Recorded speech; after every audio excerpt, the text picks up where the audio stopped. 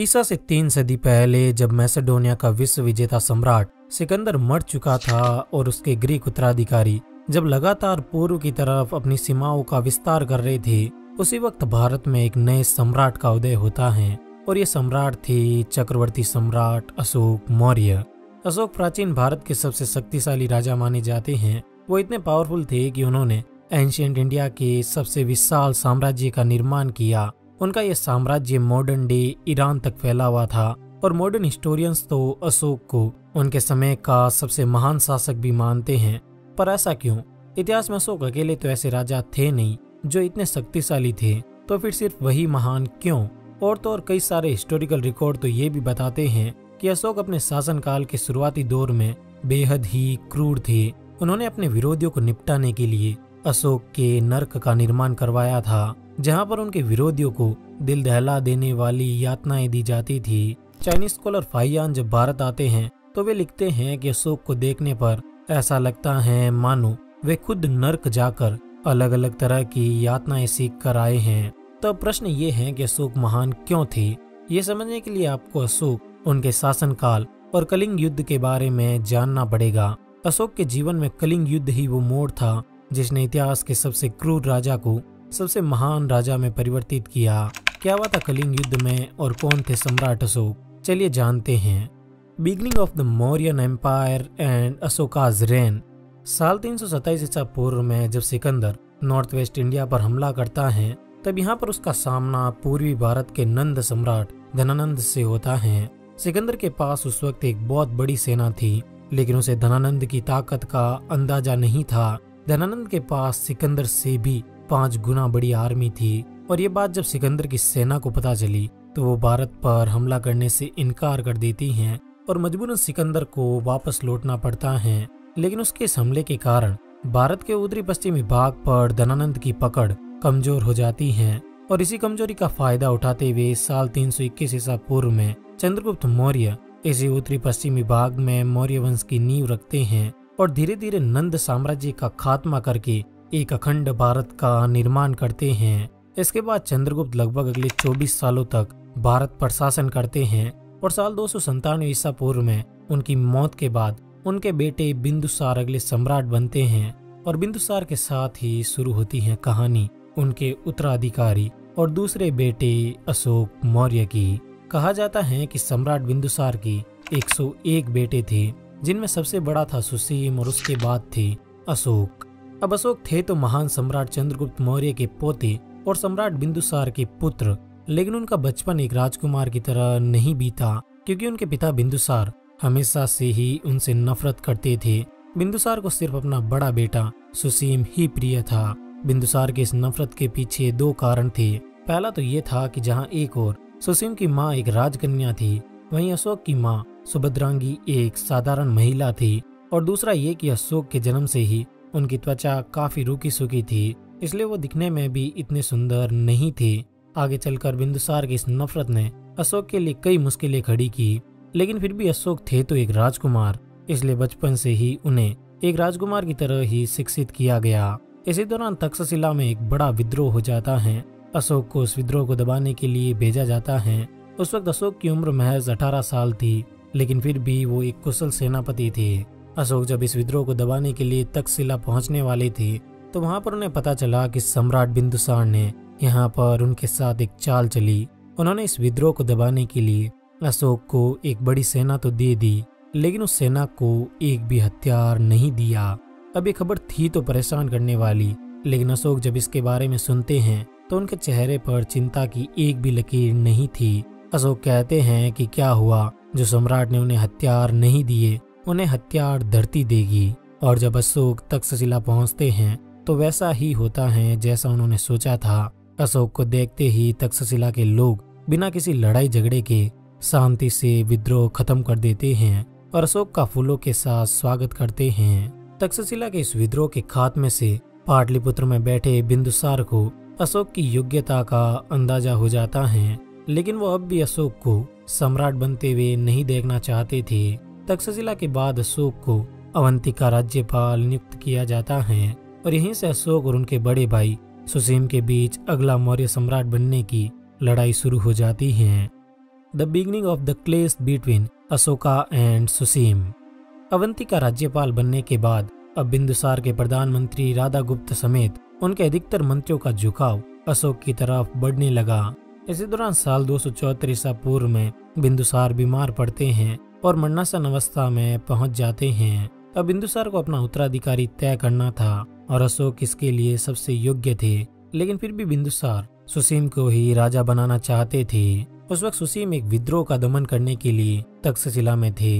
बिंदुसार अपने प्रधानमंत्री राधागुप्त को सुसीम को उनके पास बुलाने को कहते हैं, लेकिन यहाँ पर राधागुप्त सुसीम की बजाय अशोक को बुला लेते हैं। इस तरह बिंदुसार के न चाहते हुए भी उनकी मौत के बाद राधागुप्त की मदद से अशोक मगध के नए सम्राट बनते हैं। ये खबर जब सुसीम को मिलती है तो अशोक के खिलाफ विद्रोह कर देते हैं, लेकिन अशोक सिर्फ 4 साल में ही इस विद्रोह का दमन करने में सफल होते हैं और यहीं से शुरू होता है अशोक का शासन और उनकी क्रूरता। अशोकाज रेन। बौद्ध ग्रंथ महावंशा और दीपावंशा के अनुसार राजा बनने के बाद अशोक न सिर्फ सुसीम को बल्कि अपने बाकी बचे 98 भाइयों को भी मौत के घाट उतार देते हैं। वे सिर्फ अपने छोटे भाई तिस्या को ही जिंदा छोड़ते हैं। हालांकि संस्कृत ग्रंथ अशोकावदान में इस बात के कोई सबूत नहीं मिलते हैं। सम्राट बनने के बाद अशोक जानते थे कि अगर उन्हें इतने बड़े साम्राज्य को संभालना है तो उन्हें सख्त बनना पड़ेगा, और इसी के चलते अशोक इतने क्रूर बन जाते हैं कि वो अपने खिलाफ होने वाले हर छोटे से छोटे विद्रोह को भी बड़ी ही बेरहमी से कुचल देते थे। अपने विरोधियों को सजा देने के लिए अशोक ने अशोकाज हेल यानी अशोक के नर्क का भी निर्माण करवाया। ये एक ऐसा भवन था जो कि बाहर से दिखने में बहुत सुंदर था, लेकिन अंदर से ये एक टॉर्चर रूम था जिसमें गिरिका नाम का एक जल्लाद रहता था, जिसके साथ अशोक ने ये समझौता किया था कि अगर कोई भी एक बार इस नर्क के अंदर आ गया तो वो वापस बाहर जिंदा नहीं निकलना चाहिए, फिर चाहे वो खुद अशोक ही क्यों न हो। गिरिका अक्सर इस नर्क में आने वाले लोगों को या तो पिघला हुआ लोहा पिलाता था या फिर उस लोहे को उनके ऊपर डाल देता या उस इंसान को सीधे ही लोह पिघलाने वाली भट्टी में फेंक देता। इन सब के अलावा अशोक की क्रूरता की एक और कहानी भी काफी मशहूर है। कहते हैं कि अशोक की चमड़ी काफी रूखी सूखी थी, इसलिए उनकी कई दासियां उन्हें छूना पसंद नहीं करती थी, जिससे एक बार अशोक को इतना गुस्सा आया कि उन्होंने उन सभी दासियों को जिंदा जला दिया। साल 270 ईसा पूर्व में जब अशोक मगध के सम्राट बने तब उनके समकालीन राजाओं में चक्रवर्ती यानी सम्राटों का सम्राट बनने की होड़ थी और अशोक भी चक्रवर्ती का खिताब चाहते थे। इसी के चलते अशोक अनगिनत युद्ध लड़ते हैं और वे अपने साम्राज्य को हिमालय से लेकर मैसूर तक और हिंदुकुश से लेकर ब्रह्मपुत्र तक फैला देते हैं। जब अशोक राजा बने थे तब तो वे चक्रवर्ती बनने के लिए ये सारे युद्ध कर रहे थे, लेकिन बाद में ये युद्ध अशोक की मजबूरी बन गए, क्योंकि जैसे जैसे अशोक अपने राज्य को फैला रहे थे उन्हें उसे संभालने के लिए ज्यादा धन की जरूरत थी और ये धन उन्हें जमीन पर लगने वाले टैक्स से मिलता था और इस टैक्स के लिए अशोक को और जमीन की जरूरत होती थी। सम्राट बनने के बाद अगले सिर्फ 8 सालों में ही अशोक के पास पूरा भारत था। उनके पास हर वो तटीय प्रांत था जहाँ से व्यापार होता था, लेकिन इसी वक्त एक प्रांत ऐसा भी था जो अशोक की पकड़ से बहुत दूर था और ये प्रांत था कलिंग। कलिंग भारत का एकमात्र ऐसा राज्य था जिसे मौर्य कभी नहीं जीत पाए। अशोक से पहले उनके दादा चंद्रगुप्त और उनके पिता बिंदुसार ने भी कलिंग को अपने राज्य में मिलाने की कोशिश की, लेकिन वे असफल ही रहे। पर इस बार बारी अशोक की थी और अशोक तो अपने दादा और पिता से कई गुना शक्तिशाली थे। उनके पास तो इतना धन और सेना थी कि वो पूरी दुनिया पर जीत प्राप्त कर सकते थे, तो फिर कलिंग तो उनके सामने था ही क्या। और यही सोचकर साल 261 ईसा पूर्व में अशोक कलिंग पर हमला कर देते हैं, लेकिन इस युद्ध से पहले अशोक ने ये सोचा भी नहीं होगा कि इसका परिणाम इतना भयानक होने वाला था। Ashoka and Kalinga war. अब अशोक कलिंग पर हमला तो कर देते हैं, लेकिन कलिंग भी कोई छोटा मोटा प्रांत नहीं था। कलिंग की सेना अशोक के इस हमले का मुंह तोड़ जवाब देती है।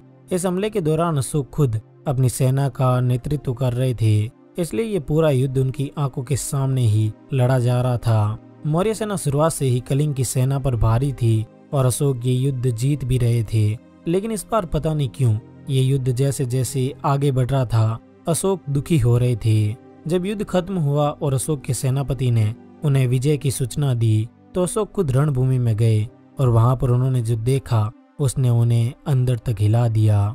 अशोक देखते हैं कि पूरी रणभूमि कीचड़ से भरी हुई थी, लेकिन ये कीचड़ धूल मिट्टी का नहीं बल्कि इंसानों के मांस और खून का था। चील कौवे मरे हुए लोगों की लाशें नोचने के लिए तैयार थे।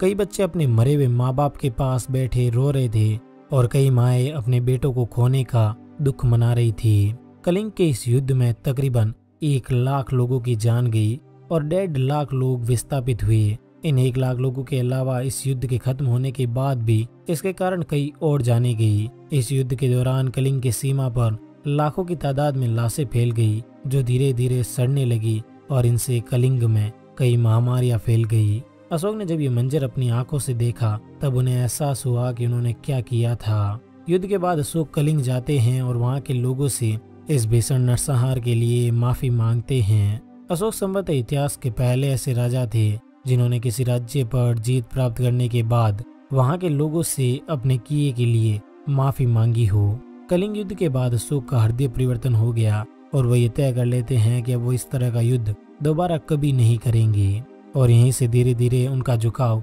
बौद्ध धर्म की तरफ भी बढ़ने लगता है। इसी दौरान अशोक के राज्य में निग्रोध नाम के एक बौद्ध भिक्षु आते हैं। निग्रोध ही वो बौद्ध भिक्षु थे जिन्होंने अशोक को बौद्ध धर्म अपनाने के लिए प्रेरित किया। यहाँ पर हैरान कर देने वाली बात तो ये थी कि ये निग्रोध कोई और नहीं बल्कि अशोक के बड़े भाई सुसीम के बेटे थे। ये बात जब अशोक को पता चलती है तो वो खुद भी काफी आश्चर्यचकित होते हैं। हालांकि अशोक ने निग्रोध के पिता की हत्या की थी, लेकिन फिर भी उनके मन में अशोक के लिए कोई द्वेष नहीं था। बौद्ध बनने के बाद अशोक बुद्धिज्म को दुनिया के अलग अलग हिस्सों में ले जाते हैं और खुद भी अपने साम्राज्य विस्तार को बंद कर देते हैं और यहीं से अशोक महानता की तरफ भी बढ़ जाते हैं। पर इसका मतलब ये बिल्कुल नहीं था कि अशोक ने अपनी ताकत कम की, बल्कि अशोक अब भी अपने विरोधियों को कड़ी से कड़ी सजा देते थे और उनके पास अब भी उतनी ही विशाल सेना थी जितनी पहले हुआ करती थी। बदलाव सिर्फ इतना था कि अब अशोक दूसरे राज्य पर हमला नहीं करते थे।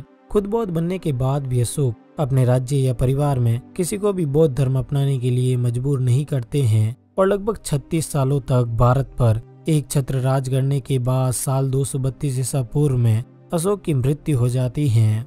बौद्ध धर्म अपनाने के बाद अशोक ने अपने राज्य में जानवरों का शिकार बंद करवा दिया, जाति के आधार पर होने वाले भेदभाव पर रोक लगा दी और एक आधुनिक प्रशासन की स्थापना की। और सबसे खास बात तो ये है कि अशोक ऐसा करने वाले दुनिया के सबसे पहले राजा थे और इसीलिए वो महान थे।